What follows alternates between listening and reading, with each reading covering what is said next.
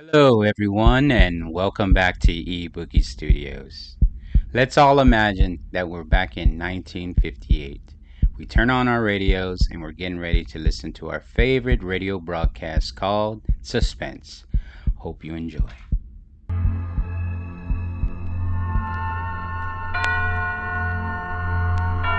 Suspense. And the producer of radio's outstanding theater of thrills, the master of mystery and adventure, William N. Robeson. With your permission, we will, on this occasion, drop the editorial we and speak in the first person. 25 years ago this week, I entered the infant radio industry as a writer at station KHJ in Los Angeles. My quarter century in broadcasting has been filled with excitement and some boredom, failure and some success, fun and quite a few heartaches. Much of the excitement, success, and fun I have known in radio has been shared through the years with that unexcelled mistress of the microphone, the First Lady of Suspense, Miss Agnes Moorehead. So it is Miss Moorehead I have asked to share my silver anniversary program. Listen then as Agnes Moorehead stars in The Chain, which begins in exactly 1 minute. Memo on medals. Time out to discuss some interesting but little-known facts about decorations and awards of America's armed services. The time limit on rewarding an act of bravery with a medal is 36 months. According to current regulations, no award can be made more than 3 years after the actual performance of the act or service being honored. To date, the only woman ever awarded the Distinguished Flying Cross was Amelia Earhart. By special act of Congress, she was voted this medal for her daring solo flight across the Atlantic Ocean on July 2nd, 1932. It was President Woodrow Wilson who created the Army Distinguished Service Cross by executive order in January of 1918. This is our next highest award for valorous service after the Medal of Honor and corresponds to the British Military Cross or the Croix de Guerre of France, Belgium, and Italy. There is a story behind every American medal awarded to the military, a proud story of devotion to country, an unselfish service to keep it strong and free. And now, The Chain, starring Agnes Moorehead. A tale well calculated to keep you in suspense. All I did was send a letter, that's all. You can't blame me for what happened. I didn't start it. Hundreds of people do it every day. I've always been a good wife. By the morning it started, I was fixing George's breakfast. Not just toast like some women, but bacon and eggs and hot biscuits. Coffee ready? Where have you been? Your bacon is burned to a crisp. I said I only wanted fruit juice and coffee. I went down to the road to pick up the mail. Why do you always run for the mail? Are you expecting something you don't want me to see, George? If there was anything I didn't want you to see, I could have it sent to the office. Oh, could you? I didn't know you were important enough to receive personal mail at the office. Leonora, that's enough. Bert Reynolds was appointed district manager. I should have gotten the job, but I didn't. Now, let's forget about Oh, it. maybe you can forget about it, but Abby Reynolds won't let me forget. She has a couple to do her work now. She can spend half her day in town, but not Leonora Carpenter. No, poor Leonora is stranded out here without a car, without anything. Here's your coffee. What was in the mail? Just this letter for you. For me? Who was it from? I don't know, Leonora. I don't open your mail. Well, you needn't be so sarcastic. Oh, dear. From my cousin Emily. One of those ridiculous chain letters. This letter was started by a holy man in Tibet to end all evil. You must make 2 copies and mail them to others within 24 hours or the chain will be broken. Whoever breaks the chain will meet with evil. A Navy pilot broke the chain and was killed in a crash 2 days later. It's such a ridiculous thing. Now, who can I send it to? Well, you can burn it and not send it to anybody. Well, maybe you don't think so, but I think our luck is bad enough as it is.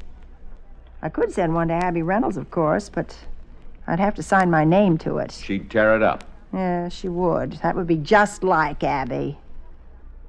What's the name of the couple they hired? I don't know. Something or other. Kirchevsky. Peter Kirchevsky. Peter Kerchevsky. You're not thinking of sending a copy to him? Why not, George? Why not? Well, it's absurd. Why, you don't even know the man. Well, I send one to him and he sends one to Abby. He probably won't send it to Oh, anybody. but he will, George. He's a foreigner, isn't he? And they're all so superstitious. You'd have to send it to her. He may not even know anybody else. Suit yourself. Need anything from town? No. Time for me to be getting down to the office, then. You never used to leave so early, George. You used to eat a big breakfast. I'm just not hungry. Well, maybe you'll be hungry by the time you get to town. Then you'll have time for a second breakfast at the drugstore. Maybe. You might even meet Miss Holden. She probably has her breakfast there. Leonora. She's very pretty, George. Not at all like your former secretary. Betty Holden is a very efficient girl. If she's pretty, I've never noticed Well, it. notice it, George. Notice it while you're having your second breakfast. I'll see you at dinner, Leonora. George didn't fool me a bit. He never did. After I cleaned up the kitchen, I sat down with a letter. I made a copy and addressed it to Mr. Peter Kerchevsky, care of Mrs. Abby Reynolds. Then I made a second copy. Whoever breaks the chain will meet with evil. And I sealed it in an envelope and addressed it to Miss Betty Holden.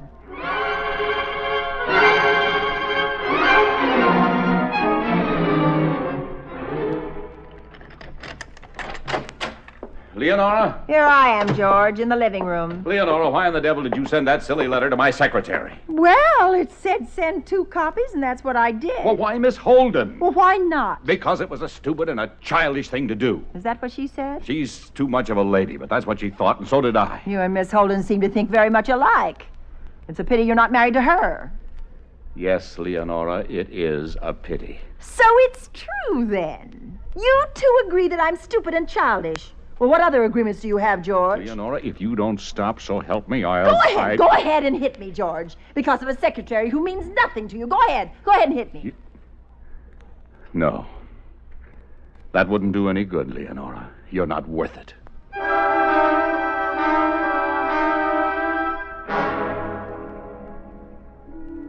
I knew they were talking about me. I could see it in their faces every time I went into town. They always blame the woman when something goes wrong. But they didn't know what George was like. I started going into town every day, whether I had to or not, to show them I had nothing to be ashamed of. Thursday was the day Abby Reynolds did her shopping at the Bon Ton, and I planned to meet her there, accidentally. Leonora! Leonora! Oh, hello, Abby. I tried to phone you this morning. Oh? Well, I've been in town all day. There's something I have to tell you. Bert and I know you meant no harm, but... So George has been criticizing me to Bert. Why, no, dear. I mean about the letter, the chain letter you sent to Peter Kerchevsky. Well, what harm could that do, Abby? None. That's what Bert tried to tell him, but he's a very strange man. And, well, you see, Leonora, his wife died yesterday. Oh, no. No, Abby. But what has that He got the letter a few days ago. He can't read English, so he usually brings what little mail he gets to Bert. But his wife got sick that morning, and he took her to the hospital. He didn't bring the letter to Bert until this morning, and without thinking, of course... Bert read it to him? He tried to reason with the poor man, but Mr. Kerchevsky didn't seem to hear. He just kept staring, and then he turned and walked out of the house. He blames me? He thinks it's my fault? Why did you ever send it to him, Leonora? Why did you pick him? Well, I meant no harm, Abby. I swear it. I meant no harm.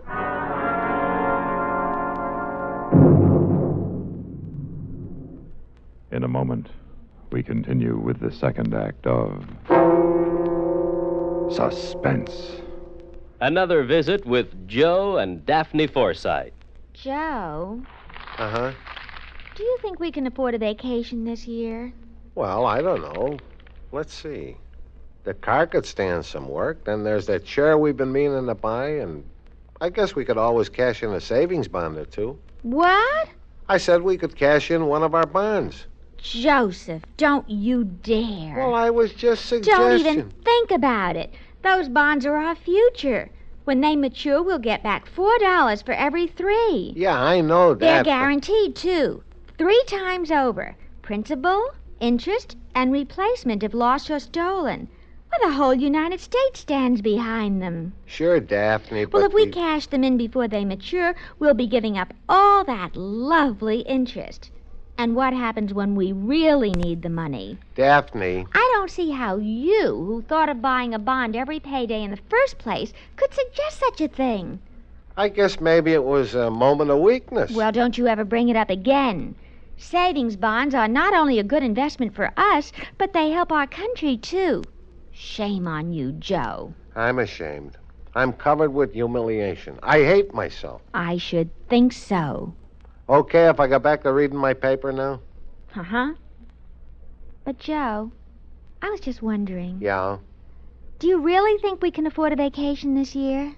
And now, starring Miss Agnes Moorehead, Act 2 of The Chain. The Country Hill bus wasn't due for half an hour, so I decided to walk home. I crossed the wooden bridge over the river and turned off the main road up the hill. Really wasn't far, and a few minutes later I was home. Well, almost home. As I turned in at my gate, a man stepped out of the bushes. Hello, Mrs. Carpenter. Who are you? You don't know Peter Korchevsky, eh? You stay away from me. Stay away from me, do you hear? You don't know man you sent letter to, ah? You afraid, Mrs. Carpenter? Oh. Why you afraid? You kill my wife. You afraid I kill you? I swung my handbag across his dirty face. And as he staggered back, I dropped the bag and ran. Ran across the lawn and up the steps to the front door. But my key was in my purse. Then I remembered the spare key under the doormat. I got it and unlocked the door. As he pounded up the porch steps, I slammed the door in his face and locked it. Come out! Come out, Mrs. Carpenter! You go away! You go away, do you hear? You leave me alone! You can't get away from me! Nobody around to help you! You don't get away! I wait for you! I leaned against the door, trying to get my breath. I could feel Korchevsky on the other side of it like a big crazy ape. I raced through the house. The kitchen door was locked, and so were the storm windows on the lower floor. I ran upstairs to the bedroom.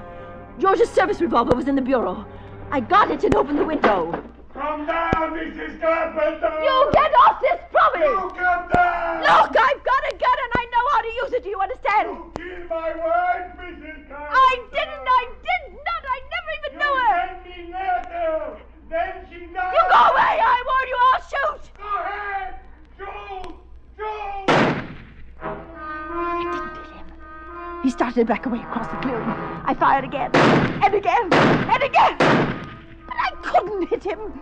He backed into the trees at the edge of the property. You're going to pay for what you do, Mrs. Carpenter.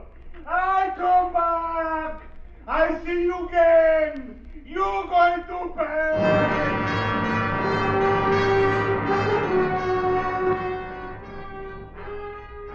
I gripped the gun and waited until I saw him going down the road toward town. And then I unlocked the bedroom door and slipped down the stairs to the telephone. Number, please. 3417. 1 minute. Castle Insurance Company, Mr. Reynolds speaking. Bert, this is Leonora. Yes, Leonora. Let me speak to George, please. I'm sorry, he's out for the afternoon making some calls. Is Miss Holden there? No, I think George gave her the afternoon off. Oh, I see. Anything I can do for you, Leonora? No, Bert. Did you tell George about Korchevsky and the letter? Yes, Leonora, I told him, and he told me why you sent it. Now, is there anything else I can do for you? If George comes in, I'll tell him to call you. Goodbye, Leonora. Bert, I meant no.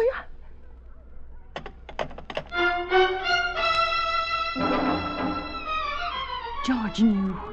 He knew, and Betty Holden knew. She was with him in town, keeping him there. This is what they wanted. They wanted something to happen to me. Well, there was still the police. I can't arrest him for attempted murder. There isn't even enough evidence for simple assault.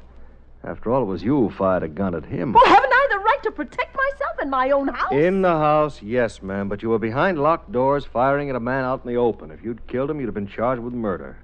Now, if you're smart, you'll drop it. You've got to find that man and arrest him. I demand it. All right, ma'am. But all I can charge him with is trespassing. Oh. We can hold him until his fine is paid, and that's all. I don't care what you charge him with. Arrest him. Just arrest him. Arrest him.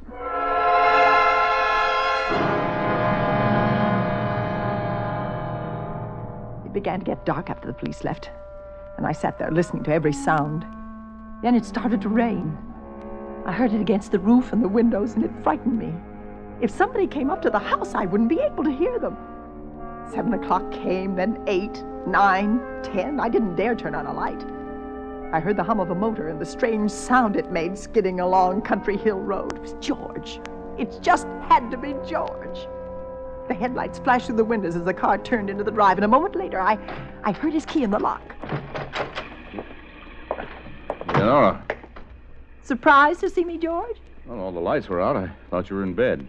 Is that what you thought? Is that why you waited so long to come home? Where were you? Where I go is no longer any concern of yours. You were with her. All right, Leonora, I was for the first peaceful evening in 10 years, but not the last. What are you saying, George? I'm going to divorce you, Leonora. I'm moving into the hotel in town tonight. I'll stop you, George. There isn't anything I won't do to stop you. Oh, I know. I can depend on you for that. Wife doesn't mean anything to you, George. You don't know what I've been through. You don't know what happened today. I know you tried to kill a man with my gun. How do you know that? Everybody knows it. The police are looking for Kerchevsky.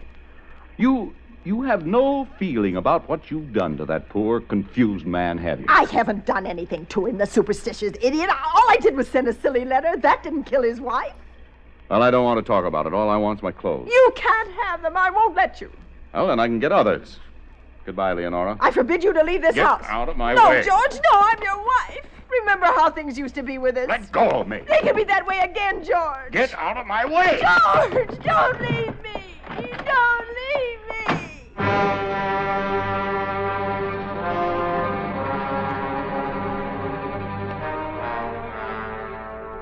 I tried to sleep, but I couldn't. The rain got heavier. It pounded on the windows like somebody tapping on the glass.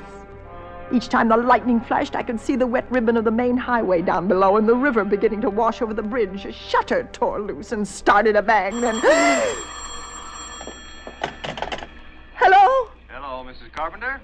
Yes, who is it? Lieutenant Marsh, police headquarters. Have you found Kerchevsky? Yes, the boys brought him in a half hour ago. I did all I could. What do you mean? Well, trespassing is a minor charge, Mrs. Carpenter. Bail was set at $25, and Mr. Reynolds just came in and bailed him out. You mean he's free? You let him get away? Well, you've got to send somebody up here. You can't leave me alone if he's loose. I'm sorry, Mrs. Carpenter. There's a storm emergency. Besides, the bridge is washed out. And I'm tying up a line talking to you. Good night. Lieutenant! Oh. Operator. Operator, get me Mr. George Carpenter at the Clearview Hotel. Sorry, but the lines are open for emergency service. But I must speak to him. I just must. I'm sorry. We only have 3 circuits left open for emergency calls. But this is an emergency, I tell you. It's a matter of life and death. One moment. I have a clear line now. Please make your call brief. All right. Hello? George, it's Leonora. You've got to help me, please. They arrested Kerchevsky, but Bert Reynolds bailed him out. I know it. Bert told me. You know it? You let him do it. You want me to be killed. He took Kerchevsky home and put him to bed. But he won't stay there. He's crazy. You've got to come out here, George. I need you. The bridge is out. Well, he'll find a way to get here. Oh, do you want me to go mad, George? I'll give you your divorce. I won't fight it. I promise you, George. Only don't let me die. Leonora, you're hysterical. It's after midnight. George! Oh, please! George!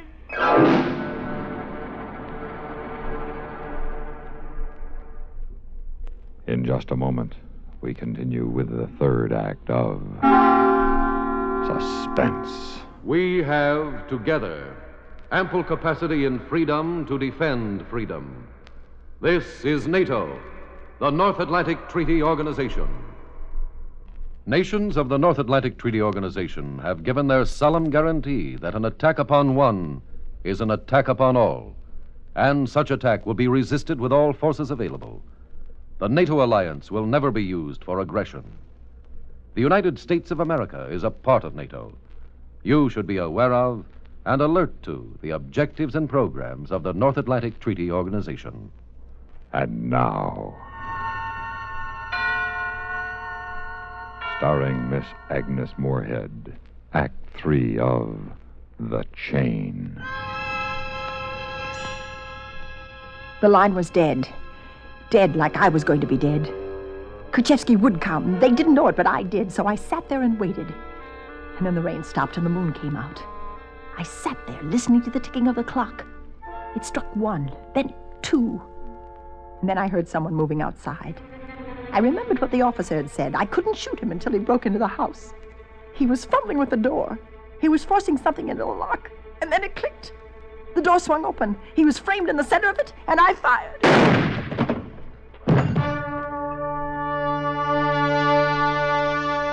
I knew he was dead, but I could feel him behind me, chasing me. I ran down the hill to the river. It had almost burst its banks, but there was a boat coming across. I could hear the sound of the oarlocks as it came closer. I was crying with relief. The boat scraped under the shadow of the willows, and I ran down to it. Hello! Oh, hello! Hello! Hello, Mrs. Carpenter. No! No! It was Khrushchevsky. He came closer. His hands reached out for my throat. Hello, Mrs. Carpenter. No, you're dead. You can't hurt me. You're dead. My wife, she dead. You're hurting me. Let me go. Let go of me. Don't move, Mrs. Carpenter. My hands are big, strong hands. I could break your neck easy. Just one twist. My husband was the one. He told me to send the letter. I didn't want to. He made me. You lie, lady. Your husband is good man. You're joking me. Don't you like to die, Mrs. Carpenter? You like to write letters. You like other people should die. I didn't mean to shoot you up there tonight. I thought you were hurt. I was coming down to get a doctor for you. But you just came across the river. You couldn't have gotten down here before me. George! It was George up at the house. I killed George. You kill your husband? I thought it was you. I mean... You want to kill me, but you kill him. You kill your husband, Mrs. Carpenter. You kill him. Now they make you pay. It was an accident, I tell you. It was an accident. Let me go. Sure. Let me go. Sure, I let you go now, Mrs. Carpenter. Go on, lady. Run. Run. Only where you got to run to.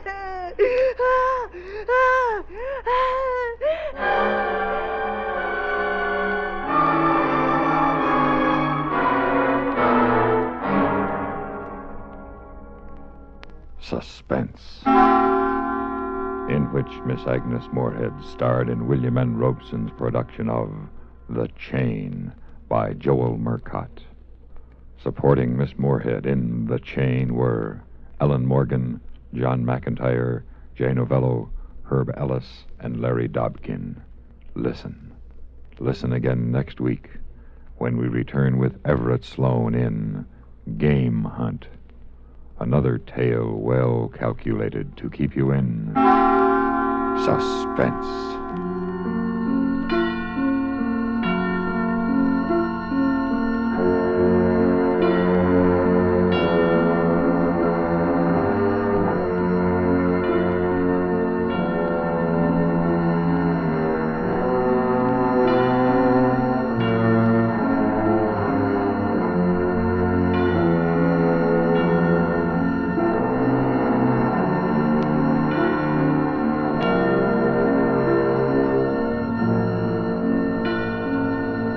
Suspense has been brought to you through the worldwide facilities of the United States Armed Forces Radio and Television Service.